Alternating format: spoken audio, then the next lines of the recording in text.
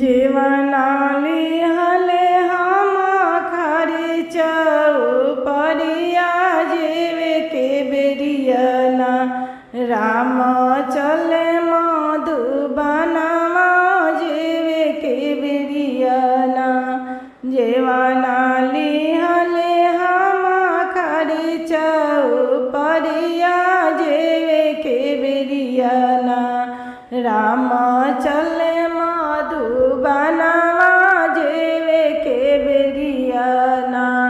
आगे आगे राम चलस पीछवा से लक्ष्मण भी चाही में ना ए चलली सीता सुंदरी बिचवा में ना आगे आगे राम चलस पीछवा से लक्ष्मण बिचवा में।